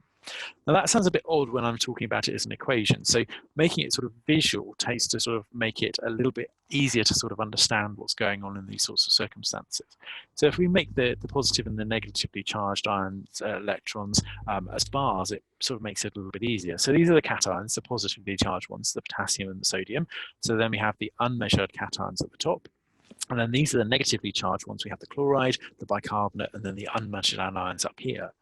And with a metabolic acidosis, we're going to see that the bicarbonate reduces. So the definition of a metabolic acidosis is that the bicarbonate will reduce. So the amount of bicarbonate that we have in a metabolic acidosis reduces. So that will cause an absence of bicarbonate, so less negatively charged ion.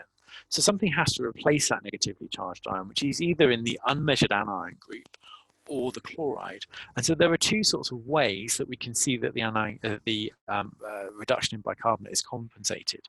Either we can see that the unmeasured anions increase, and this is generally through an anion gap. So we see that there's increase in lactate, it's an increase in ketones, an increase in urea, so something that is present that is acidic that takes up that negative charge.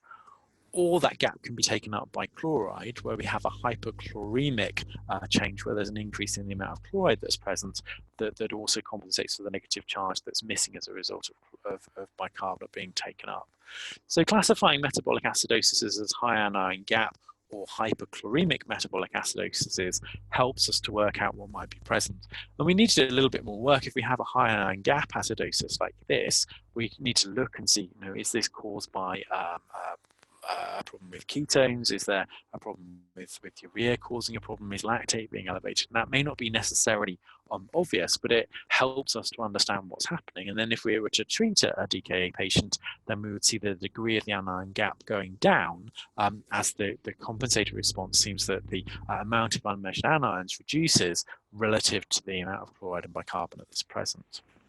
A little bit theoretical, but hopefully this sort of visual idea helps you to understand the difference between a high anion gap acidosis and a hyperchloroidemic acidosis. So how do we treat these patients? Well, we treat them quite aggressively because they're usually quite sick. So the first instance, they come in really dehydrated and often quite hypovolemic. So our first step in treatment is rehydration, so addressing the hypovolemia in terms of volume resuscitation.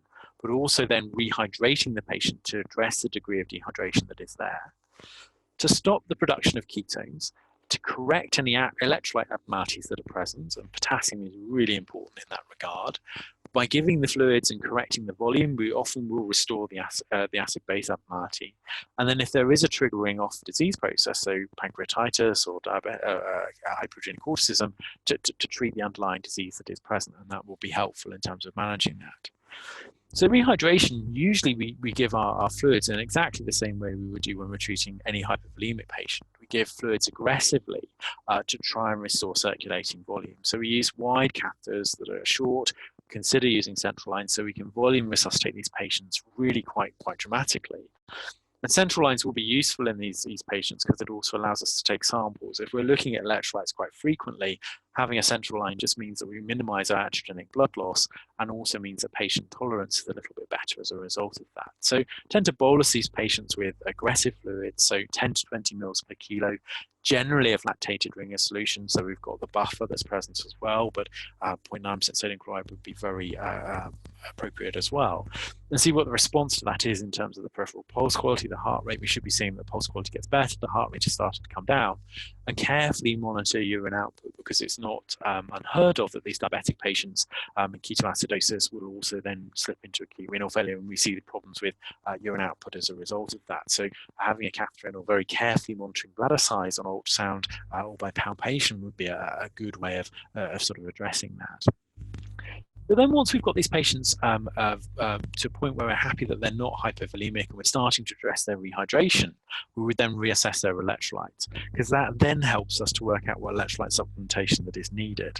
And electrolytes are really important at this stage because we will need to keep a very close eye on them to make sure that there aren't problems with the potassium or the phosphate being low and us having problems as a result of that.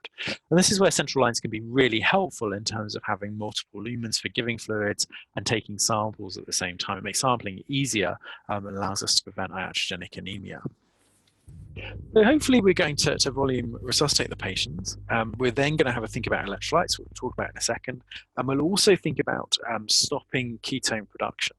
And the aim of stopping ketone production is to use insulin to try and inhibit hormone-sensitive lipase, to try and stop the movement of free fatty acids into the oxidation processes in the liver, but not to control the blood glucose. So the whole point of insulin when we're treating diabetic ketoacidosis patients is to control and prevent the ketoacidosis and stop ketone production, rather than having normal, absolute, very tight control of blood glucose.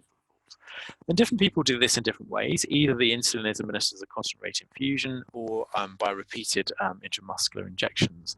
And the aim of this is to encourage the fatty acids into the lipolipase production, lipoprotein lipase enzyme into adipose tissue, and inhibit hormone-sensitive lipase to stop fatty acids coming into the oxidation pathway. And different people do this in different ways. I tend to like giving the IM injections because I know that it's been given and we're sure that the patient has had the neutral insulin. Other people like the constant rate infusions, and there's very little difference between those in terms of clinical outcome as far as we know at the moment. There's a big research project in the UK involving lots of centres looking at the difference between the intramuscular injection protocol and the constant rate infusions. And at the moment, we don't feel that there is any difference between those two processes. But the aim of the insulin is to keep the glucose as normal as possible, but to stop ketone production. So we keep going with the insulin, even if we push the glucose down. And if we push the glucose down and it gets below 12, we start supplementing with glucose, usually at 2.5% at that level. And if the glucose gets lower, so less than 6 millimoles per litre, then we'll increase the glucose to 5%. So we're trying to really switch off ketone production and measure that with our dipsticks or with our ketone meter, maybe taking samples every 4 to 6 hours to look to see that the ketones are resolving. And as we said, with the dipsticks, often we do see that that increases before it starts to go down again towards the end of that treatment. And once the patient's ketones have resolved, the patient is rehydrated, we can start to sort of slow down and space out those doses of neutral. So we might go from hourly IM injections to 2 hourly injections, maybe to 4 hourly injections as we get the patient stable.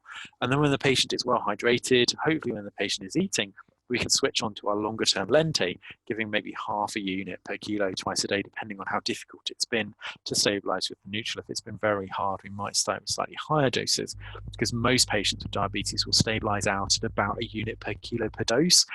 So usually we'll expect half a unit per kilo to be the sort of lower end of what we would need to give those patients. So that's what we're doing with the insulin, really trying to control the ketosis and giving glucose, which is a bit sort of counterintuitive, to make sure that we can continue to give the insulin to push the ketone levels down. Now, the electrolyte abnormalities are where this becomes difficult, and this can really become quite tricky to manage, because the osmotic diuresis that has occurred in the course of the development of the diabetes will cause a depletion in lots of the electrolytes that are present in the body, and potassium levels are likely to be very, very low, even if the serum levels are normal. So during treatment, we give further fluids, so that's going to have a further dilutional effect. We'll correct the acidosis, which will cause further hydrogen potassium ion shifts. And then we give insulin therapy, which mediates further cellular uptake of potassium. So potassium's often low to start with, and then we start giving insulin, and it really crashes, and we need to give a lot of potassium supplementation to make sure that doesn't cause a problem. And it's not uncommon to measure the potassium very, very frequently. So every couple of hours to every 4 hours to start off with, depending on the degree of hypokalemia, to make sure that potassium doesn't fall too far. Now, it's relatively straightforward to supplement potassium, as we've talked about before, in terms of adding potassium chloride to fluids. The tables allow us to calculate the amount of potassium chloride that could be added. We do have to be a bit careful not to go above that 0.5 millimole per hour dose to cause thrombophlebitis, but it actually has to be quite a profound hypokalemia for that to happen. And additional potassium is often makes a big difference to how the patient is at that point. Similarly, we can see that phosphate can be very low as a result of diuresis, and dogs are relatively resistant to hypophosphatemia. Cats are not. Mainly it causes hemolysis of the red cells due to the fact that cat red cells are a bit more, well, they have higher osmotic fragility compared with dogs. So phosphate drops, red cells in cats often will lyse quite rapidly, and we see that with refeeding syndrome, where animals haven't been fed for several days, and then suddenly we give them a big meal. That induces a lot of insulin to be released, and that insulin causes the phosphate to move. So there's a big transcellular shift of the phosphate into the cells, reduces serum levels, and we see red cells lyse as a result of that, which can be very dramatic. So acute onset anemia in patients that have been otherwise stable after you fed them in a period of anorexia can be a problem. So we generally try to sort of feed gradually in those instances, which is one of the reasons behind the third, 2/3 full RER kind of steps that we take over several days. But potassium phosphate is a very good way of supplementing phosphate, and can be given in the same way as potassium chloride. I'm giving that to our patients, and that can stabilize phosphate levels very well, and excessive amounts of phosphate are easily excreted through the kidneys. And lastly, magnesium is the last of the electrolytes that people talk about in diabetic ketoacidosis, because it's often lost from the body as a result of the dramatic diuresis that's present. Magnesium is one of those things that is really hard to know what it does in the body, and we don't have a good idea of what hypomagnesemia looks like. I can't sort of say this patient with hypomagnesemia will have these signs, generally sort of weakness, just not being quite right. But patients that have really marked hypokalemia that don't respond to supplementation with potassium often are hypomagnesiemic and don't improve their potassium levels until you give them magnesium supplementation. So we do often monitor magnesium very carefully, or if we're not sure whether the patient is hypomagnesemic, or if there's not been a good response to potassium supplementation, supplementing with a low level of magnesium is quite safe, because excessive amounts are supplemented by the excreted by the kidneys, so it's not going to accumulate and cause clinical signs. And lastly, when we're thinking about problems, if we're thinking about the acidosis, we rarely need to try and treat it, in that by giving fluid therapy, restoring the volume, allowing the kidneys to do their job effectively, and it's secreting excessive amounts of hydrogen ions, will allow the pH to stabilize quite effectively. So we only tend to give bicarbonate if we've got a really dramatically low pH. And I've written 7.1 here, but to be honest, that's probably going to be nearer to 7 or under 7 before I would reach for bicarbonate in this sort of instance, because we would usually quite aggressively give fluids, and if there isn't an improvement with fluids, then we'd probably reach for bicarbonate at that point, depending on what the patient looked like and all of the global picture. where we were with electrolytes, because we made that worse by giving bicarbonate, because the pH that's dropping below 7.1, below 7, is going to cause permanent damage to proteins, and therefore we want to try and address that as quickly as possible. But giving bicarbonate can cause problems, and it's those problems that we need to be really aware of in that regard. So we tend to give it very slowly. So we calculate the amount that we need to give bicarbonate from the pH deficit that's present back to a normal pH, and we give a third of it really slowly. So we're really kind of wussy and cautious with how we improve it, or we just give really small doses to a 0.5 to 1 milliequivalent per kilo IV, again really slowly, so over 10 to 20 minutes, and then reassess. And once the blood pH gets back to a sort of safer level, not a normal level, so 7.2, we would stop giving bicarbonate and not give any more at that point, because we don't want to make the patient alkalotic, because that would potentially cause a problem. What problems can we see with bicarbonate? Well, over-aggressive treatment causing a metabolic alkalosis will be harder for the body to compensate. It's relatively easy for the kidneys to excrete hydrogen ions and get rid of them from the body, but it's quite hard for the body to excrete bicarbonate ions. So if we give more bicarbonate than we should do, creating metabolic alkalosis will be difficult for the body to deal with. We can also cause problems with volume overload by giving sodium bicarbonate. Increasing the amount of sodium will increase the volume, and that can cause issues in patients with cardiac congestive heart failure, for example. And we may precipitate further hypokalemia as a result of changing the acid-base change. So we just need to be cautious with that. The most sort of dramatic change that we see is this paradoxical acidosis. So this is the Henderson-Hasselbalch equation, which is where we have bicarbonate ions and hydrogen ions, which together form bicarbonate, and that bicarbonate dissociates into water and carbon dioxide. And if we give the bicarbonate slowly, we'll see that the change here is in the Henderson-Hasselbalch equation, and we see that the bicarbonate can be produced, and that's obviously ventilated out of the body. But if we give the bicarbonate very rapidly, the carbon dioxide can cross the blood-brain barrier, and it's the only portion of the Henderson-Hasselbalch equation components that can cross the blood-brain barrier. So that can cause a rapid increase of bicarbonate within the brain. And sort of a bit bizarrely and paradoxically, it pushes the Henderson-Hasselbalch equation in the opposite direction. So the amount of hydrogen ions that occur within the brain is increased by giving bicarbonate rapidly outside of the blood-brain barrier. So we end up with a progressively alkalizing blood, but a progressively acidifying brain. And the brain doesn't like that pH change between the brain and the blood, and that paradoxical acidosis causes really quite marked CNS dysfunction. So we're very cautious of that. So this is why we give very small doses of bicarbonate, and why we give that bicarbonate very slowly, because we need the carbon dioxide to be blown off and ventilated out of the body, rather than to accumulate or to cross the blood-brain barrier and for us to have problems as a result of that.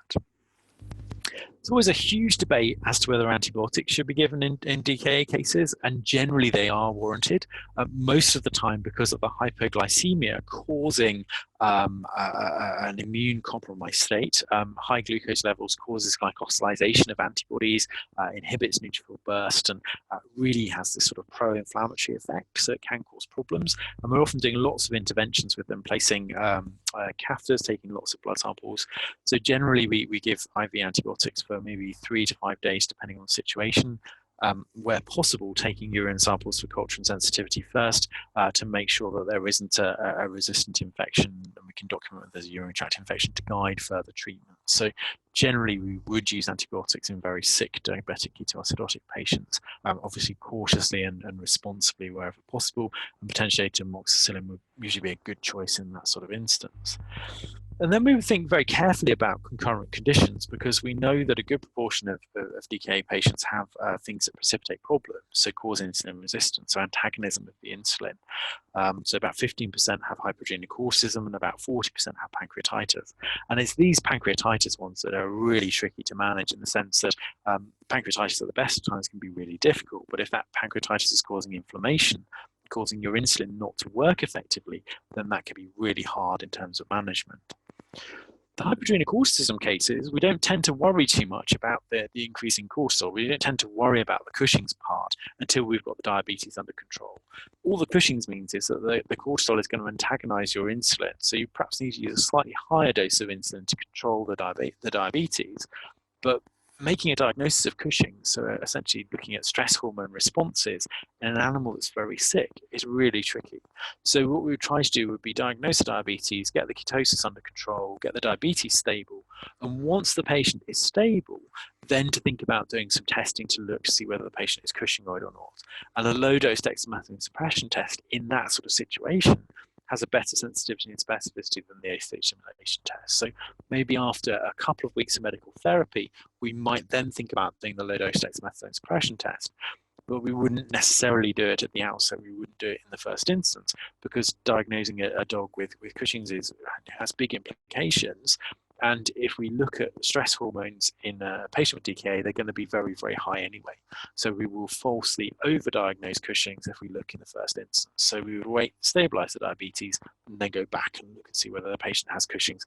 And we shouldn't have too many problems with the patient in terms of stabilization as a result of unstable Cushing's, but they are associated with longer, poorer outcomes as a result of the Cushing's, potentially making it more difficult to manage some of these instances. So they don't tend to cause problems with the DKA part, but are potentially problems with management of current endocrine conditions. In conclusion, diabetic ketoacidosis is a really serious complication of diabetes mellitus and needs to be treated really promptly. But cases do well with care, and that's really attentive,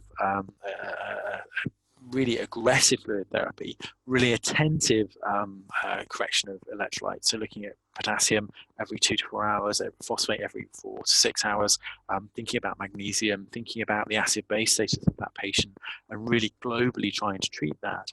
But even within the sort of referral environment, these patients have quite a high mortality. Dogs in referral population, about 70% survive to discharge. So 30% of patients that don't do well, and they often have mobility problems. So the pancreatitis cases that really do badly as a result of that. With average hospitalization times of about 6 days, I'm surprised it's as short as that, because these patients, at least in our hospital, will be with us for longer. And similar figures with cats, that mortality is usually due to complications like pancreatitis or the phosphate dropping. And the mortality in people is 5 to 10%. So we're not sort of matching that. We're not doing as well as the human medics, but obviously there's a lot more that can be done in human medicine, and cost implications that come into that as well. So we're not doing too badly, but these are very sick patients that need quite a lot of work and quite a lot of investigation. So I've talked a lot. Hopefully that's useful in terms of talking through cases and approach to cases and thinking a little bit about diabetic ketoacidosis. Very happy to answer questions now, or if you're fed up with listening to me, which I will quite understand, you're very welcome to email me, which is the email address at the bottom of the page. And thank you very much for listening.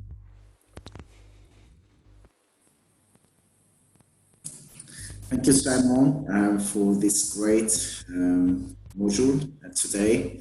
Let's wait if someone has any questions.